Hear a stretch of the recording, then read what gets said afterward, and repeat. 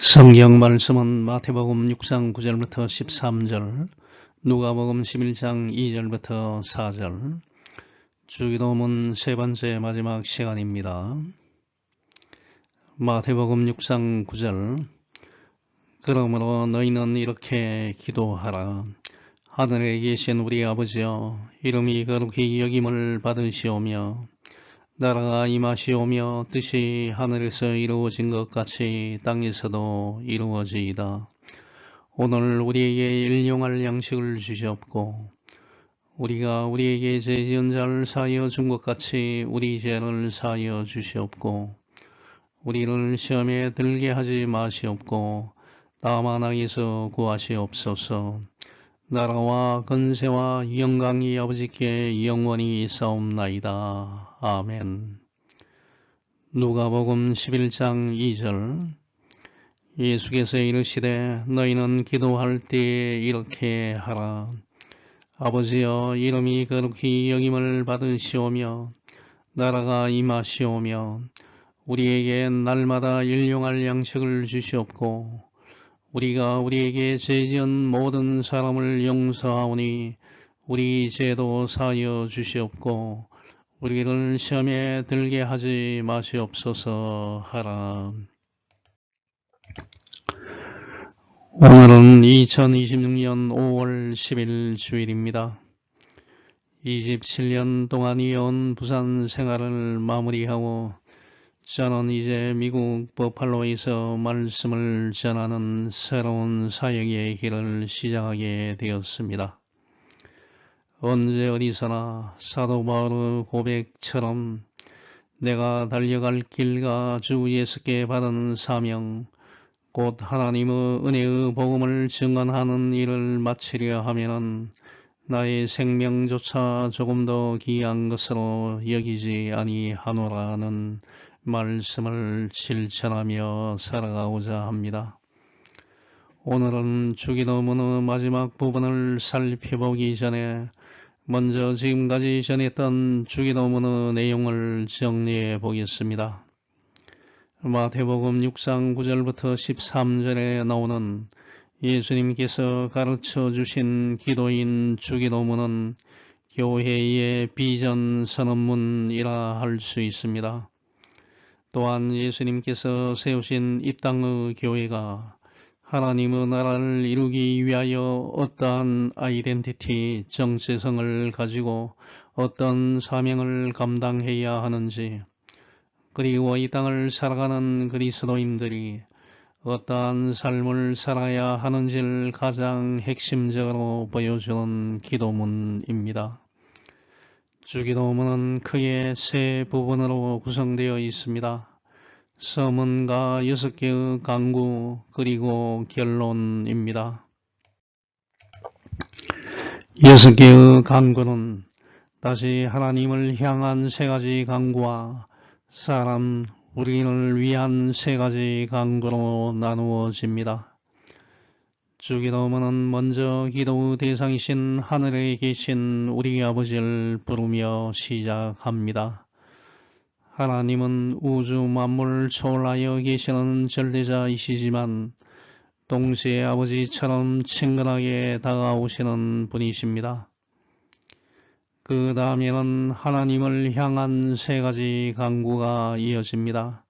첫째는 하나님의 이름이 거룩히 여김을 받게 해달라고 기도하는 것입니다. 이것은 하나님의 거룩하심을 우리에게 나타내 주셔서 우리가 하나님의 거룩하심을 분명히 알고 하나님께 합당한 존경과 감사와 영광을 돌리게 해달라는 뜻입니다. 둘째는 하나님의 통치가 이루어지는 나라가 임하게 해달라고 기도하는 것입니다. 셋째는 하나님의 뜻이 하늘에서 이루어진 것 같이 땅에서도 이루어지길 기도하는 것입니다. 하나님의 뜻에는 계시된 밝히 드러난 하나님의 뜻과 계시되지 않은 감추어진 하나님의 뜻이 있습니다. 계시되지 않은 하나님의 뜻은 예정과 섭리와 관계된 것입니다. 하나님께서 누구를 어떻게 구원하시고 어떠한 방식으로 역사하실지는 전적으로 하나님께 속한 영역이기 때문에 사람에게는 감추어져 있습니다. 그러나 계시된 곧 밝히 드러난 하나님의 뜻은 성경에 기록되어 있습니다. 따라서 하나님의 뜻을 알려고 할 때 산속이나 기도원에 가서 예언 기도를 받으려 하기보다 하나님의 말씀인 성경을 읽고 연구해야 합니다.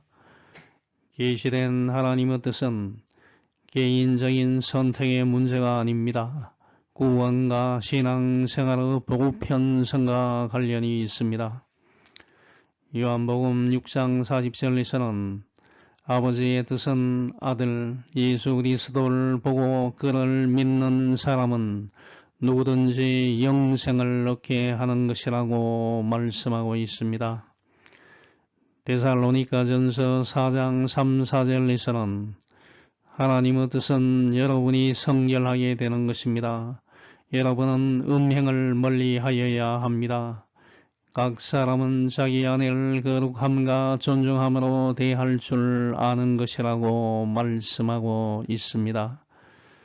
데살로니가전서 5장 16절부터 18절에서는 항상 기뻐하라, 쉬지 말고 기도하라, 범사에 감사하라. 이것이 그리스도 예수 안에서 너희를 향하신 하나님의 뜻이라고 말씀하고 있습니다. 그러므로 밝히 드러난 하나님의 뜻은 저와 여러분이 거룩한 삶을 살아가며 항상 기뻐하고 쉬지 말고 기도하며 모든 일에 감사하는 것입니다. 이처럼 하나님을 향한 세 가지 간구는 하나님의 이름과 나라와 뜻에 관한 기도입니다. 이러한 기도에 이어서 그리스도인들은 자신과 이웃을 위한 세 가지 간구를 드리게 됩니다. 오늘은 사람을 위한 간구를 어떻게 드려야 하는지 함께 살펴보겠습니다.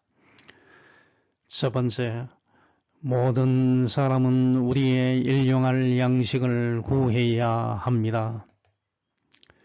예수님께서는 사람을 위한 첫 번째 간구로 일용할 양식을 구하라고 말씀하셨습니다. Give us today our daily bread. 마태복음 6장 11절 보면 오늘 우리에게 일용할 양식을 주시옵소서라고 기록되어 있습니다. 모든 사람은 하나님께 이렇게 기도할 수 있습니다. 예수님은 저와 여러분에게 날마다 필요한 양식을 하나님께 간구하라고 가르쳐 주셨습니다. 그렇다면 일용할 양식은 무엇입니까? 이에 대해서는 학자들마다 의견이 다양합니다. 양식에 해당하는 헬라어는 아르토스입니다. 이것은 일반적인 음식이나 빵뿐 아니라 제사의 뜻과 성만찬의 뜻을 의미하기도 합니다. 일부 학자들은 이 단어의 의미를 더욱 확장하여 영적인 양식으로 해석합니다. 즉, 하늘에서 내려오신 예수 그리스도 자신과 하나님의 계명, 하나님의 말씀을 의미한다고 봅니다. 그러므로 저와 여러분이 날마다 구해야 할 일용할 양식은 예수님 자신이며 우리는 하나님의 말씀과 계명을 통하여 영적으로 성장해야 한다고 말합니다. 그러나 문맥상 일용할 양식은 우선적으로 물리적이고 육적인 양식을 의미한다고 볼 수 있습니다. 이것은 매일 먹는 음식뿐 아니라 건강, 집, 가족 등 삶에 필요한 필수적인 것들 포함합니다. 종교개혁자 마틴 루터는 일용할 양식은 우리 삶을 영위하기 위해 필요한 양식과 필수품에 속하는 모든 것이라고 말했습니다. 먹을 것은 있지만 집이 없는 사람에게는 집이 일용할 양식이 될 수 있으며 생활하는 데 필요한 모든 것이 일용할 양식이 될 수 있다는 뜻입니다. 오늘날에는 먹는 양식 이외에도 자녀를 양육하는 데 많은 비용이 들어갑니다. 그래서 점점 더 하나님의 창조 명령을 따라 살아가는 일이 쉽지 않게 느껴지기도 합니다. 그러나 하나님께서는 천지 창조의 마지막 날에 사람을 지으시고 생육하고 번성하여 땅에 충만하라고 축복하셨습니다. 창세기 1장 26절에서 31절 보면 하나님이 이르시되 우리의 형상을 따라 우리의 모양대로 우리가 사람을 만들고 그들로 바다의 물고기와 하늘의 새와 가축과 온 땅과 땅에 기는 모든 것을 다스리게 하자 하시고 하나님이 자기 형상 곧 하나님의 형상대로 사람을 창조하시되 남자와 여자를 창조하시고 하나님이 그들에게 복을 주시며 하나님이 그들에게 이르시되 생육하고 번성하여 땅에 충만하라 땅을 정복하라 바다의 물고기와 하늘의 새와 땅에 움직이는 모든 생물을 다스리라 하시니라. 하나님이 이르시되 내가 온 지면의 씨 맺는 모든 채소와 씨 가진 열매 맺는 모든 나무를 너희에게 주노니 너희의 먹을 거리가 되리라. 또 땅의 모든 짐승과 하늘의 모든 새와 생명이 있어 땅에 기는 모든 것에게는 내가 모든 푸른 풀을 먹을 거리로 주노라 하시니 그대로 되니라. 하나님이 지으신 그 모든 것을 보시니 보시기에 심히 좋았더라. 저녁이 되고 아침이 되니 이는 여섯째 날이니라고 기록하고 있습니다. 보건복지부와 한국보건사회 연구원이 2013년 4월 전국의 남녀 1만 3,385명을 대상으로 조사하여 발표한 자료에 의하면 자녀 1인당 총 양육비는 3억 9,700만 원이었습니다. 아이를 낳아서 대학교를 졸업할 때까지 약 22년 동안 드는 비용을 시기별로 계산한 결과입니다. 영아기 2세 전까지에는 약 3천만 원, 유아기 3세에서 5세에는 3,700만 원, 초등학교 시기 6세에서 11세에는 약 7,600만 원, 중학교 시기 12세에서 14세에는 4,100만 원, 고등학교 시기 15세에서 17세에는 4,700만 원, 대학생 시기 18세에서 21세에는 약 7,700만 원이 드는 것으로 집계되었습니다. 총합은 약 3억 896만 원이었습니다. 최근에는 물가 상승과 사회와 교육비 증가 등으로 실제 양육 부담이 더욱 커지고 있습니다.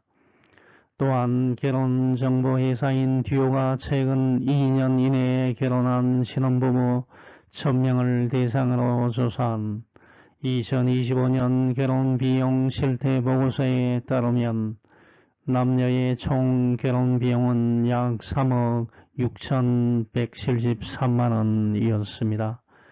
평균적으로 남성은 약 2억 1천만 원, 여성은 약 1억 4천만 원을 부담한 것으로 나타났습니다. 혼수비용, 예식홀, 예단, 예물, 신혼여행비, 웨딩 패키지 비용으로 총 5,700만 원을 사용했고 주택 마련 비용으로는 약 3억 408만 원에 달했습니다. 이것은 일반적이고 평범한 가정을 대상으로 조사한 결과이지만 현실적으로 이러한 기준조차 충족하지 못하는 남성과 여성들이 훨씬 많았습니다. 어린 아이들의 경우를 살펴보면 수영장 한번 가보지 못한 아이들도 있고 장난감 하나 제대로 가져보지 못한 아이들도 있습니다. 그렇다면 이들에게 일용할 양식은 무엇입니까? 단순히 먹을 양식만이 아니라 자신들에게 꼭 필요한 모든 것 역시 일용할 양식에 포함됩니다. 예수님께서는 저와 여러분에게 이러한 일용할 양식을 위하여 기도하라고 가르쳐 주셨습니다. 마태복음 6장 11절에서 오늘 우리에게 일용할 양식을 주시옵고 라고 말씀하신 예수님의 가르침을 우리는 깊이 이해해야 합니다. 예수님께서는 일용할 너의 양식을 구하라고 말씀하지 않으시고 일용할 우리의 양식을 구하라고 가르쳐 주셨습니다.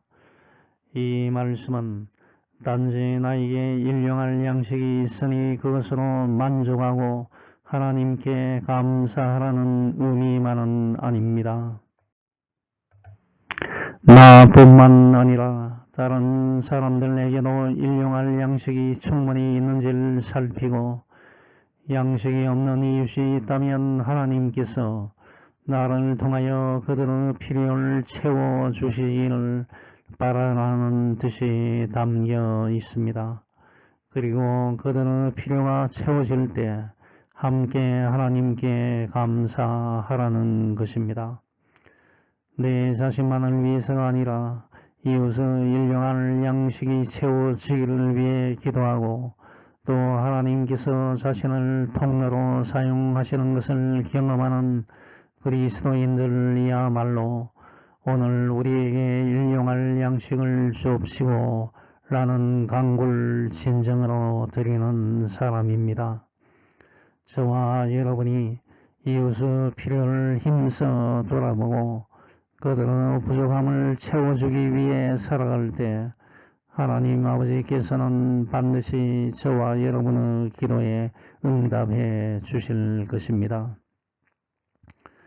두 번째, 우리의 죄를 사해 달라고 간구해야 합니다.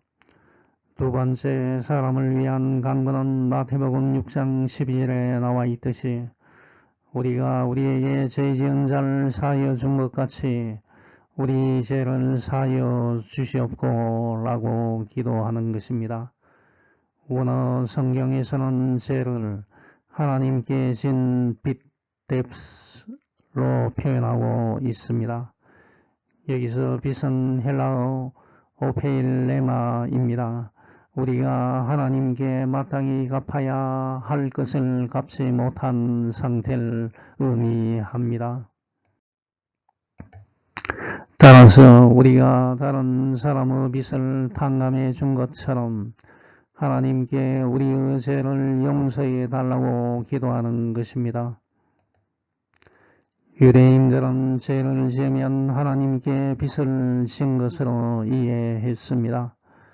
마태복음의 저자 마태는 이러한 유대적 개념에 익숙한 독자들을 위해 죄 용서를 빚이라는 표현으로 설명하였습니다. 반면에 누가복음의 저자 의사 누가는 헬라 문화권 독자를 대상으로 기록하였기 때문에 죄 하마르티아라는 표현을 사용하였습니다. 우리가 우리에게 죄 지은 사람을 용서하여 준 것 같이 우리의 죄를 용서하여 주시옵고 라는 기도는 내가 다른 사람의 잘못을 용서한 것처럼 하나님께서도 나의 죄를 용서해 달라는 의미를 포함하고 있습니다. 이것을 지나치게 문자적으로 해석하여 내가 먼저 용서해야만 하나님께서 용서하신다는 조건으로 이해해서는 안 됩니다.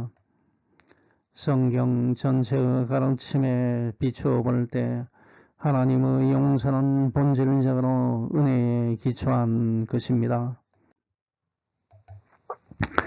다만 이 기도는 하나님께 용서를 구하는 사람이라면 마땅히 용서하는 삶으로 나아가야 함을 동시에 가르치고 있습니다.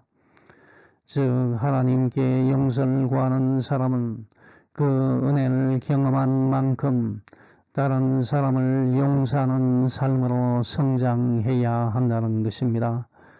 만일 하나님께서 내가 다른 사람을 용서해 준 만큼만 나를 용서해 주신다면 이 세상에 제 용서함을 받을 수 있는 사람은 아무도 없을 것입니다.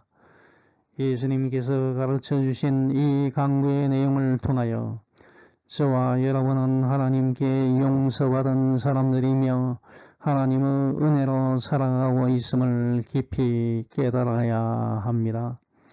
하나님께서는 날마다 우리의 죄를 용서해 주시고 계십니다. 그러므로 우리는 이 사실 깊이 깨닫고 감사하는 삶을 살아야 합니다. 우리는 때로 사람을 미워하기도 하고 죄된 생각에 사로잡히기도 하며 하나님 아버지의 뜻을 거역하는 삶을 살아갈 때도 있습니다. 그럼에도 불구하고 하나님께서는 항상 한결같은 사랑으로 저와 여러분을 자녀로 받아주시고 우리의 죄를 용서해 주고 계신다는 것을 잊지 말아야 합니다.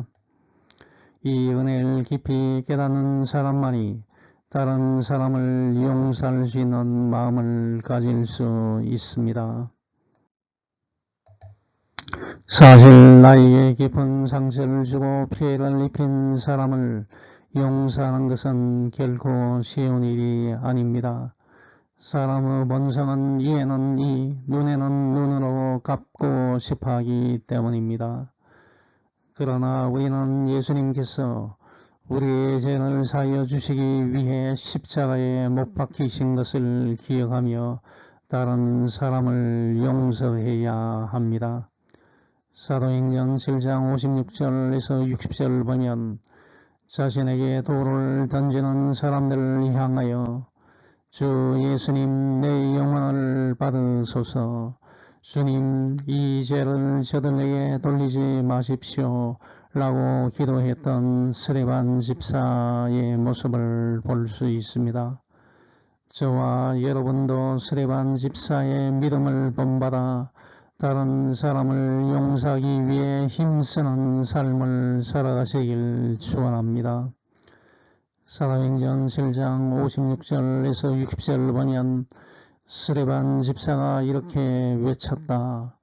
보라, 하늘이 열리고 예수님이 하나님의 오른편에 서 계신다. 그러자 그들은 길을 막고 큰 소리를 지르며 일제히 스데반에게 달려들어 그를 성 밖으로 끌어낸 후에 돌로 채기 시작하였다. 그때 거짓 증인들은 자기들의 옷을 벗어 사울이라는 청년에게 맡겨두었다. 그들이 계속 돌질하자 스데반은 주 예수님 내 영혼을 받으소서 하고 기도하였다.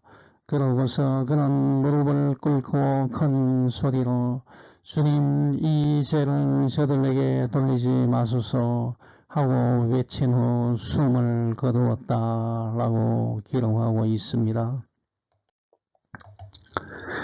세 번째, 우리를 시험에 들게 하지 마시고 다만 악에서 구하시옵소서 라고 기도해야 합니다.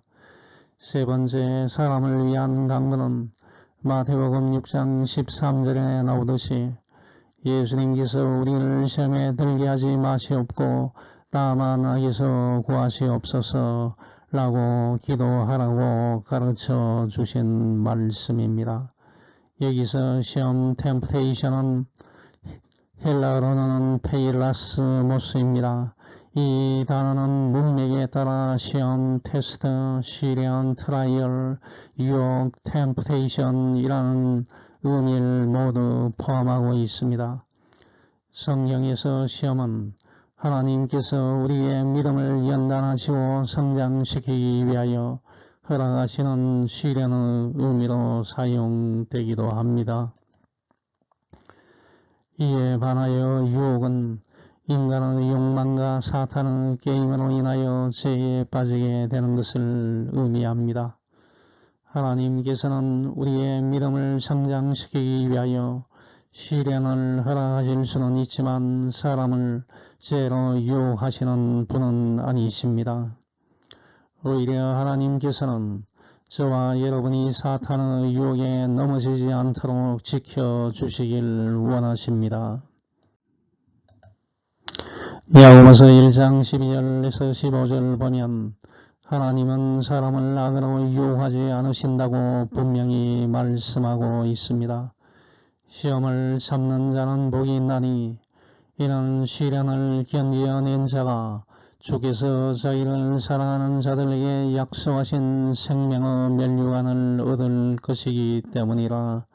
사람이 시험을 받을 때 내가 하나님께 시험을 받는다 하지 말지니 하나님은 악에게 시험을 받지도 아니하시고 친히 아무도 시험하지 아니하시느니라.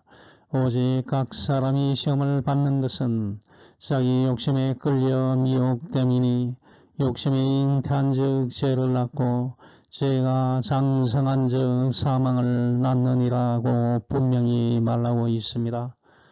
그러므로 우리는 하나님께서 허락하시는 시련 가운데서도 믿음을 잃지 않도록 기도해야 하며 동시에 사탄의 유혹과 죄의 길에서 우리를 지켜달라고 간구해야 합니다.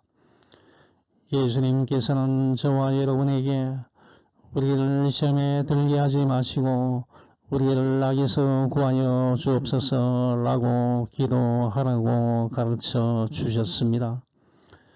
부모님이 자녀를 훈련시키고 성장시키기 위해 때로 어려움을 겪게 할 수는 있지만 자녀의 인생이 무너지도록 위험한 상황에 내버려 두지 않는 것처럼 하나님께서도 저와 여러분을 죄와 멸망의 길로 버려두지 않으십니다.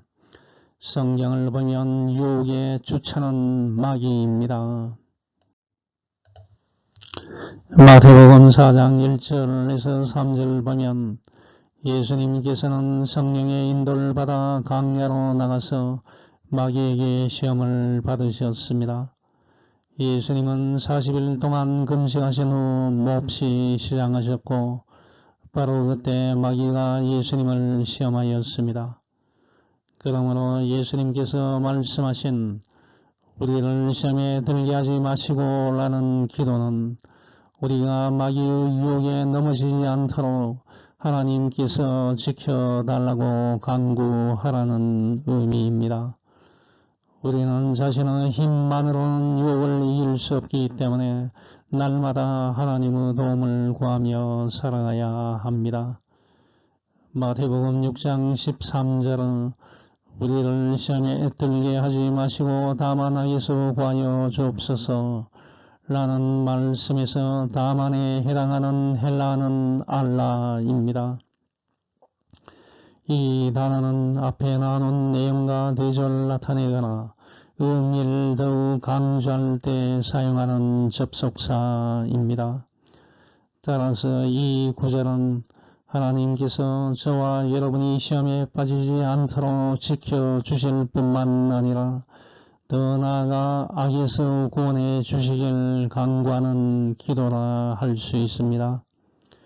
여러분은 사탄의 유혹에 빠져 힘겨워할 때 하나님 아버지께 악에서 구해달라고 간절히 기도해야 합니다. 베드로전서 5장 7절에서 12절 보면 원수 마귀는 우는 사자와 같이 삼킬 자를 찾아 두루 다니고 있습니다. 그러므로 그리스도인들은 기도를 통하여 하나님께 도움을 요청해야 합니다. 여러분의 걱정을 모두 하나님께 맡기십시오. 하나님께서는 여러분을 돌보고 계십니다. 정신을 차리고 깨어 있으십시오. 여러분의 원수 마귀가 우는 사자같이 삼킬잘 찾아 두루다닙니다. 믿음에 굳게 서서 마귀를 대적하십시오. 여러분도 아는 대로 세상에 있는 여러분의 형제 자매들도 같은 고난을 겪고 있습니다. 모든 은혜를 주시는 하나님, 고 그리스도 안에서 여러분을 자기의 영원한 영광으로 불러들이신 분께서 잠시 동안 고난을 받은 여러분을 친히 온전하게 하시고 굳게 세워주시고 강하게 하시고 기초를 튼튼하게 하여 주실 것입니다. 건세가 영원히 하나님께 있길 빕니다. 아멘이라고 기록하고 있습니다. 마지막 네 번째, 그리스도인은 나라와 건세와 영광이 아버지께 영원히 있음을 굳게 믿어야 합니다. 주기도문의 마지막 성령 부분은 나라와 건세와 영광이 아버지께 영원히 있사옵나이다입니다. 여기서 성령은 찬양할 성과 영광 영자입니다. 즉 하나님께 영광과 찬양을 돌리는 말이나 기도입니다. 주기도문에서는 나라와 건세와 영광이 아버지께 영원히 있사옵나이다가 성령 부분입니다.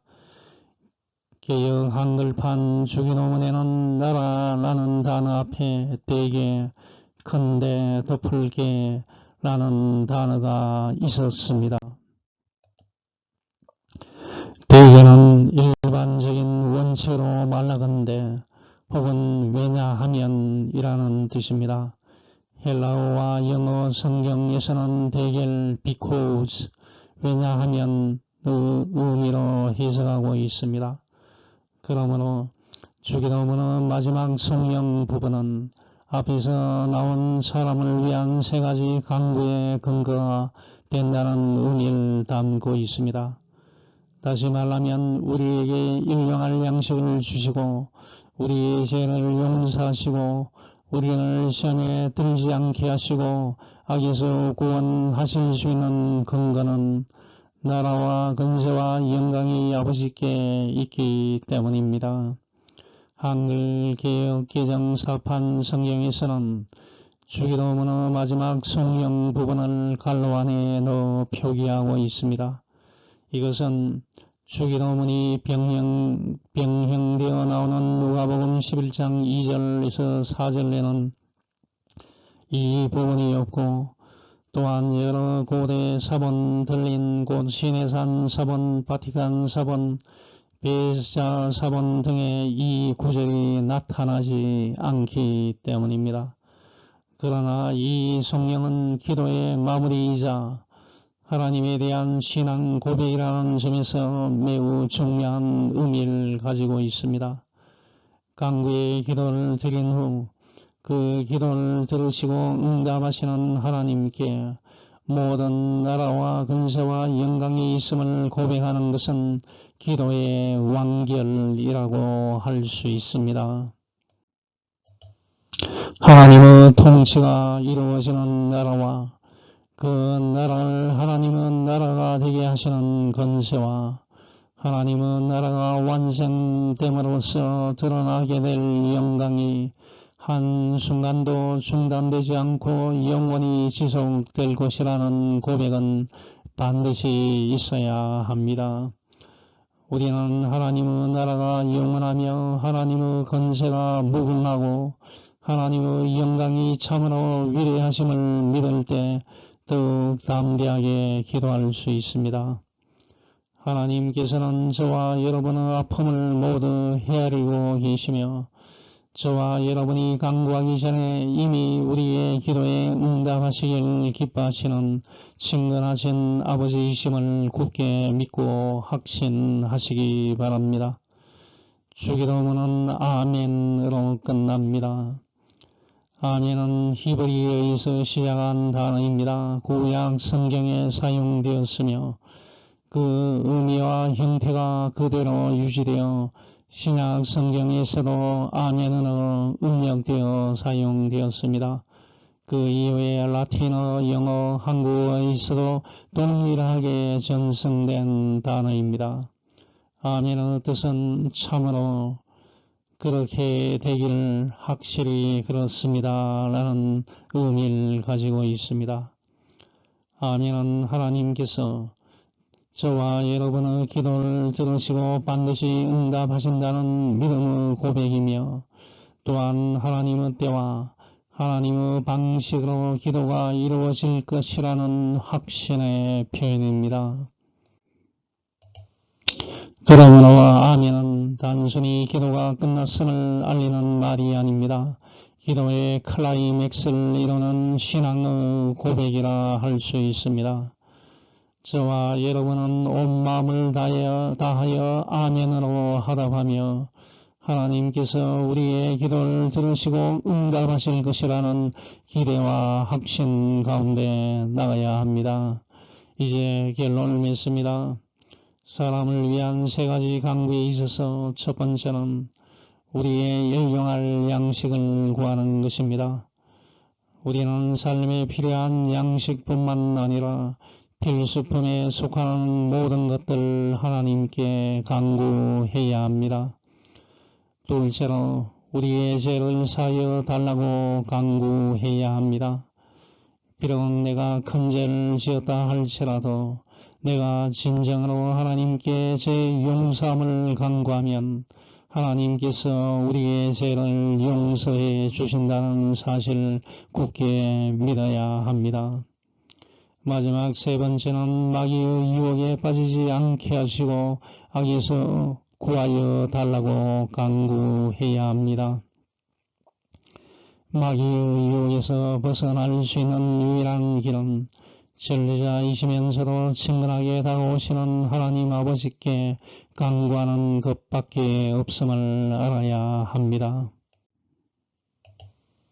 왜냐하면 나라와 근세와 영광이 영원히 아버지 하나님께 속하여 있기 때문입니다. 예수님께서 친히 가르쳐 주신 주기도문에 따라 기도할 때 하나님께서 우리의 기도에 반드시 응답해 주실 것을 굳게 믿으며 나아가는 여러분이 되시길 축원합니다. 아멘.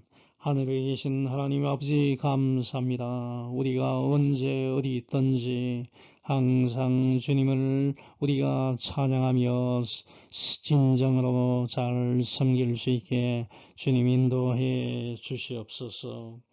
우리의 일용할 양식을 구하며 우리의 죄를 사하여 주실 것을 우리가 간구하며 우리를 시험에 들게 하지 마시고 다만 악에서 구하시옵소서 라는 기도를 우리가 할 수 있게 주님 인도해 주옵시고 항상 성령님이 지켜 인도해 주시옵소서. 모든 말씀 예수님 이름으로 기도합니다. 아멘.